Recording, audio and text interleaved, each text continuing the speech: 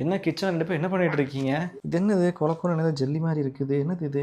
நான் பிரைசனுக்கு வந்து milk caramel pudding பண்ணியிருக்கேன் இன்னைக்கு. கேரமல்னா சுகர் இருக்குமே, அது எப்படி ஹெல்தி? ஸோ இது சுகர் இல்லாமல் நான் வெல்லம் யூஸ் பண்ணியிருக்கேன் அண்ட் இது வந்து ரொம்ப சிம்பிளான ரெசிபி தான். ஸோ இது பண்ணுறதுக்கு ஃபர்ஸ்ட் ஒரு பேனில் 2 டேபிள் ஸ்பூன் அளவுக்கு வந்து நான் வெல்லம் ஆட் பண்ணியிருக்கேன். அது கூட கொஞ்சமாக தண்ணி ஆட் பண்ணிவிட்டு நம்ம நல்லா கேரமலைஸ் பண்ணிக்கணும். ஒன்ஸ் கேரமலைஸ் ஆனதுக்கப்புறம் ஒரு பவுலுக்கு ட்ரான்ஸ்ஃபர் பண்ணிவிட்டு நம்ம ஃபர்ஸ்ட் லேயராக அதை நம்ம செட் பண்ணிக்கணும். ஸோ இப்போ இன்னொரு பவுலில் வந்து ஒரு எக்கை ஆட் பண்ணிவிட்டு இதுக்கு மெயினான இன்க்ரீடியன்ட் வந்து நான் மில்க் ஆட் பண்ணியிருக்கேன். ஸோ இதை வந்து நம்ம நல்லா காய்ச்சி ஆற வச்சு ரூம் டெம்பரேச்சருக்கு வந்ததுக்கப்புறம் இதுலேருந்து 120 ml அளவுக்கு பாலை எடுத்து நம்ம வந்து அந்த எக் கூட ஆட் பண்ணிக்கணும். இப்போ ஸ்வீட்னஸ்க்காக நான் 1 டேபிள் ஸ்பூன் அளவுக்கு வந்து ஹனி ஆட் பண்ணியிருக்கேன் அண்ட் ஃப்ளேவருக்காக வந்து நான் ஏலக்காய் பொடி வந்து ஒரு பிஞ்ச் அளவுக்கு நான் ஆட் பண்ணியிருக்கேன். இப்போ இது எல்லாத்தையும் நம்ம நல்லா பீட் பண்ணிக்கணும். ஸோ ஒன்ஸ் நல்லா மிக்ஸ் ஆனதுக்கப்புறம் நம்ம கேரமலைஸ் வந்து செட் பண்ணி வச்சிருந்தோம்ல அந்த பவுலில் வந்து நம்ம இதை ஆட் பண்ணிக்கணும். இப்போ ஒரு இட்லி பாத்திரத்தில் வந்து நம்ம ரெடி பண்ணி வச்சிருந்த பேட்டர் வந்து நம்ம 40 மினிட்ஸ் வரைக்கும் மீடியம் ஃப்ளேமில் வந்து வேக வச்சு எடுத்தா ஒரு டேஸ்டி அண்ட் ஹெல்த்தியான milk caramel pudding ready. So once இது நல்லா வெந்ததுக்கப்புறம் நம்ம ஃப்ரிட்ஜில் வச்சு கூல் பண்ணிட்டு நம்ம டீமோல் பண்ணிட்டு ஒரு சின்ன சின்ன பீசஸாக கட் பண்ணி நம்ம குழந்தைங்களுக்கு கொடுத்துட்டு வரலாம். ஸோ இது வந்து நல்லா சாஃப்டாக இருக்கனால குழந்தைங்களுக்கு வந்து சாப்பிட்றதுக்கு ரொம்ப ஈஸியாக இருக்கும் அண்ட் நீங்கள் வந்து 1 year+ பேபிஸ்க்கு இது கொடுத்துட்டு வரலாம். இந்த மாதிரி நிறைய ரெசிபிஸ்க்கு ஏபி vlogs ஃபாலோ பண்ணிக்கோங்க.